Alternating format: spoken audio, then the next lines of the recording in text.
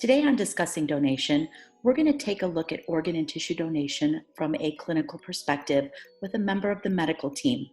Robert Horsey is an RN, BSN, CPTC, and organ recovery coordinator with Indiana Donor Network. Robert is also the author of the book Gifted, a fictional story of organ donation. Hi, Robert. How are you? Great, Cyndi. How are you? Thanks for having Good. me. Good. We're honored to have you today. So, Robert, can you tell us a little bit about what you do, what your role is at the Indiana Donor Network? Sure. At the Indiana Donor Network, my title is Organ Recovery Coordinator, ORC, we're often called. My job is to work with the organ donors and their families and evaluate the organ systems that are transplantable and work toward getting those organs transplanted into recipients. So how did you first get involved with organ donation? Wow, 21 years ago, I started my nursing career in St. Louis, and I worked at a level 1 trauma center there. And as you can imagine, that's where a lot of donor activity occurred at the level 1 trauma center. So I was often drawn to working with those types of patients. Ever since I started nursing, I've always been drawn to the sickest of the sick and dealing with the most, if you will. So I was drawn to those types of patients and often ended up working with them. And the Organ Recovery Center there in St. Louis, Mid-America Transplant, they asked me if I'd be interested in joining their team. So I was more than thrilled to be able to join them. And that's where I started my career in St. Louis. Back in, 2002 is when I started to work in the field of organ donation. Wow, so you've kind of, not at the beginning, but definitely in some of the earlier years of building up organ donation and transplantation. Yes, that was quite a while ago. In fact, when I first started, we were making organ offers over the phone. So we would, every transplant center that we would make an offer to, we would have to tell the story over and over and over again. And since that time, they've developed some computer programs and technology has improved in such a way that we can make offers in a rapid fashion that has really decreased the time that it was required for the organ donation process. Wow. So could you tell us a little bit about what that process then looks like today? What do you go through on a regular basis in your job? Sure. That's a big question and it'll probably require a long answer, so bear with me. When an organ donor is identified, the donor hospital reaches out to the OPO, the Organ Procurement Organization, and that's what Indiana Donor Network is here in Indiana. And someone from our organization will go on site and evaluate the status of that organ donor. If they're deemed to be a suitable donor, we'll continue to follow their progress while they're in the hospital. And if at some point during their hospitalization, they decline to the point where they reach brain death, that diagnosis is made by the hospital staff. And Indiana Donor Network and all OPOs stay out of that process. Obviously, there's a potential for conflict of interest there. So for that reason, that process is really kept separated. Only when they are declared brain dead by the hospital staff do the organ procurement members get involved. So at our OPO, and some of the OPOs do things a little differently, but we have family advocates that go on site first. And they are the ones who respond originally to the family. And they're all grief trained. Most of them are social workers actually. And they have a great experience and background in dealing with grief and families that go through the grief process. So they spend a lot of time with that family before the clinicians go on site. Most often, the consent is obtained for the donation process. if that donor is found to be a registered donor, then they go through a little bit different process. It's more of a disclosure process where the family advocates will explain to the family members that their loved one was on the donor registry and had already initiated their desire, their wish to be an organ donor. Most families are aware of that, but some aren't. And that's why it's important not only to, as you guys say at Maddog Strong, check the box, but have the conversation, because it's such a vital step in the process, that making your loved ones aware, and it makes the decision easier for them. But once that happens, then myself as a clinician, I'll go on site and start the evaluation process to see what organs that person is going to be able to donate. A lot of time is spent at the very beginning of the process clinically stabilizing the donor in the evaluation process. And we're talking specifically about the brain death process, when that process occurs, and I don't want to get too clinical, there's a catecholamine release from the brain that causes some of the heart muscle to get stunned and some of the other organs to not function well. So a lot of hours, in fact, are spent getting the donor stable and making sure that when we're doing our evaluations, we're evaluating these organ systems when they're peak functioning. So we know that we're going to be transplanting good organs. So after that process is completed and we've evaluated each organ system, we will run these lists to determine who's eligible, what candidates are eligible to receive these organs. And that's done through a computer program that's managed by an organization called United Network for Organ Sharing, or UNOS.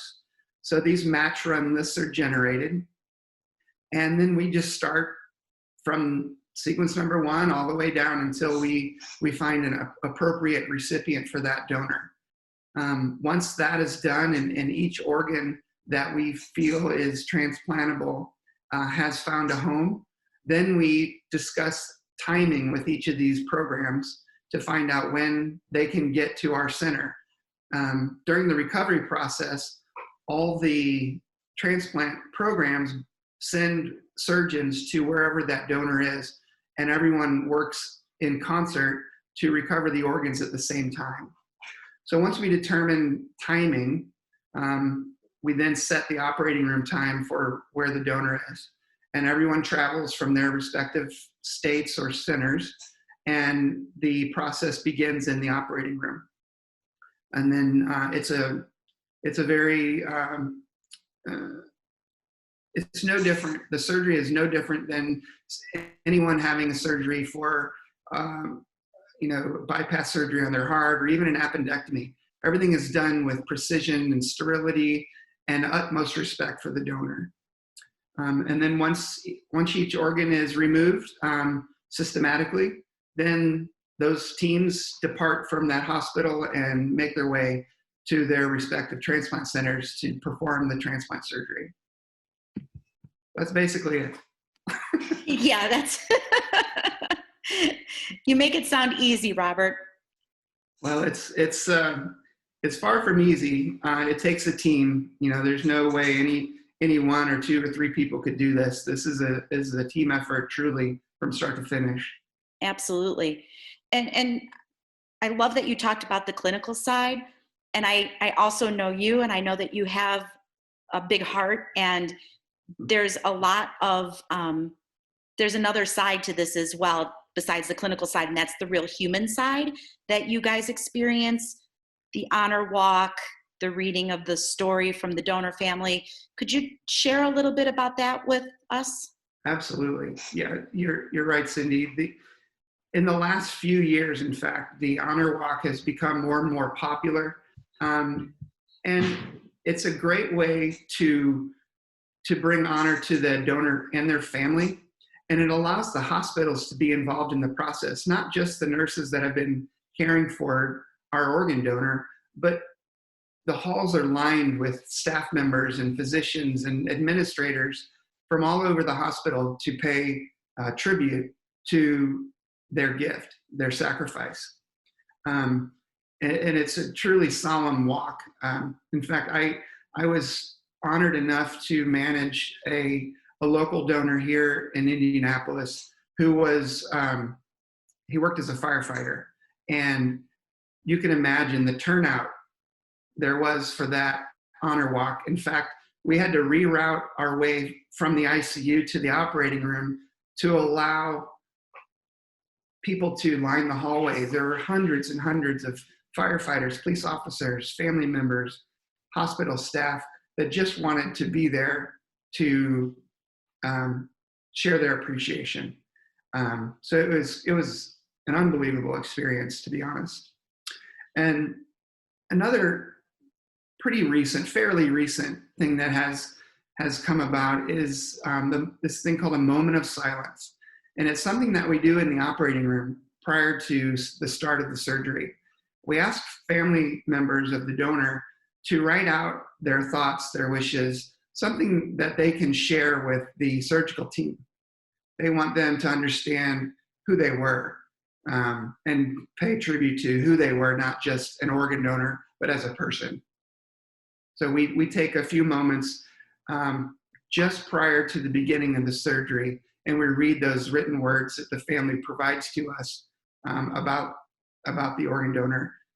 And it's become a very respected part of the process. Everyone really enjoys hearing those words. Yeah, I know from our perspective, being able to write that was really important, and it made us feel good knowing that the people who were caring for her in her last moments were going to understand who she was and appreciate that. So yeah, I think that's amazing that you guys do that. So clearly there's a lot that goes into your job. And if there are students today or young people who are considering a career in organ and tissue donation and transplantation, what could you recommend some of the things that they might want to do in terms of coursework, experience, things that they should consider about taking on this as a career? Sure, that's a good question. Thanks for asking, because it's a highly specialized area of healthcare, and you don't necessarily have to be a nurse. I've had a lot of people ask me about that. I think having the experience as a critical care nurse has really helped me and enabled me to perform at a high level, but it's not necessary. We have, in our organization, we have respiratory therapists that work with us, and they also, they have that critical care background as well. But we have paramedics that have also joined our team, and they really do well too. So it's not that you need a certain background to do what we do, but it's helpful to have some critical care background, and you have some critical care thinking, because these are very unstable hemodynamically patients that we're working with, and things change at a moment's notice. So having the ability to understand the physiology behind brain death and that process, it helps you understand and predict what you may come across and how to deal with it when you do. But it's not necessary to have any particular background. I will say too that there is a program in Ohio that is a master's degree program in donation science. So we also have several of my teammates at Indiana Donor Network that have come from that program as well, where they don't have the clinical background as a nurse or a respiratory therapist. They have a very strong didactic background with a master's degree in donor science, and then they learn the clinical part as they function in the job role, and they too function at a very high level. So I wouldn't hesitate working with them at all, because they're, in some cases, more versed at the didactic part of organ donation than say a nurse with 20 years experience. Yeah, it's such a highly skilled profession, but also one that requires a very diverse skill set, it sounds like. Yes, that's very true. Absolutely. So, go off the topic a little bit, but staying on the topic, sort of, you are also the author of the book Gifted, which I have not read yet, just have emotionally not been there, but Frank has and absolutely loved it. Many of our friends have read it and have said that it truly gave them sort of an idea of what we went through during our time with Maddie. Tell us a little bit about the book, what inspired you to write it. Sure. Here it is right here, by the way. It's a story that I had in my head from my days working in St. Louis. And it's just something that I just felt like I needed to tell because it wouldn't go away. It would wake me up at night thinking about it. And it's a combination of different true life experiences that I've had working in the field. But ultimately, it's a fictional story about organ donation, but it's told from the donor family perspective, which is pretty unique in that most stories about organ donation or transplantation, they are written toward the recipient story, and which are beautiful stories and of course worthy of being told. But I never or didn't find much in the way of the recipient of the donor story. So I wanted to tell it to bring honor to the donors and their families for their gifts, their sacrifices. And so when I sat down to write it, it was a labor of love, really, because it just kind of poured out of me just these stories that different aspects of the story that I came to write were just pieces of different stories that I was participating in. And where can folks get that book? Sure. It's available online on Amazon, Barnes & Noble online. It's available there. I have a website for the book. It's www.gifted-thenovel.com. And there's a lot of information there about the book, about me, how I came to write the book. And then there's a link there as well. The book is available on ebook, paperback, and audiobook through audible.com as well. And just from getting to know you over the past, only probably 6 or 7 months, we know that you are truly passionate about organ and tissue donation. Do you have any concluding thoughts for people about registering to be an organ and tissue donor? I do. That's another reason why I wrote the book. I wanted to bring organ donation to light. I wanted people to have a discussion about it. A lot of people feel organ donation is kind of a taboo subject. And in some cultures it is, where it really doesn't need to be. So I wanted to be able to start a social discussion about organ donation. And it's important for people to realize that they can become an organ donor, become a registered donor, even before anything ever happened to them. It's very simple to do. You can go online, and become an organ donor, register to be an organ donor. You can go to your OPO website. Every state has one, or the National Registry. You can go in and sign up to be an organ donor. There was a poll done when 94% of the Americans support organ donation, but only 54% are actually registered donors, which is a huge disparity, and one that I hope we can close the gap on. Absolutely, Robert, and we look forward to continuing to work with you to close that gap. And I can't thank you enough for being here with us today. It's been my pleasure. Thank you very much.